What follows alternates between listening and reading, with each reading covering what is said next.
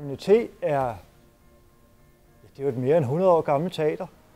Det er altid forstået at være lige der, hvor man skulle være, hvis man ville være fremme blandt det nye. Og det har hele tiden været historie, der blander sig lige ned i virkeligheden. Og det er det, også det nye MNT skal være.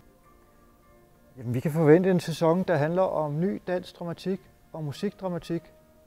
Det er det her teater det kan. Og Kogen, det er jo om noget musik, der taler til både hjertet og hjernen. Kogen er jo en poet, intellektuel, men samtidig med en kæmpe følelsesmæssig dimension omkring kærlighedens veje og i høj grad vildveje, så der bliver garanteret stof til eftertanke.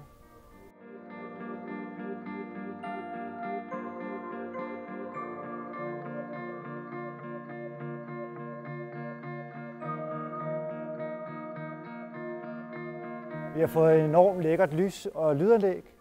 Vi skal være super gode til at lave den bedste lyd og det bedste lys, så det har vi satset meget på. Og så har vi fået nye sæder, bade- og benplads.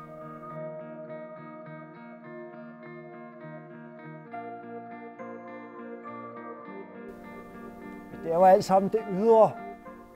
Det vi har satset først og fremmest på, det er at lave nogle skide gode forestillinger, som vi håber, at et stort publikum gider at se.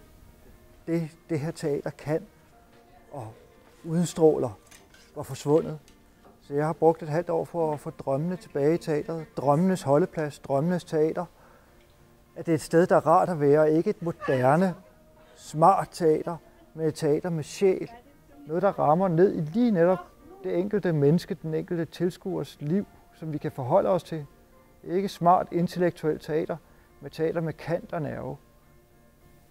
Og jeg tror faktisk på, at man kan lave generationsteater. At ting både kan tale til unge og gamle. At vi ikke er så dumme, eller at vi ikke har så meget fællesskab i det her land. At vi kan være fælles om en oplevelse. Men teater er ikke noget specielt. Det kan godt være, at teater har været betragtet som noget specielt, noget højkulturelt.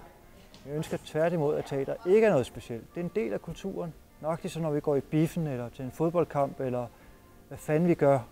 Altså hvis bare teater kan få folk til at tage røven op af sædet og komme ud, så er det nok for mig.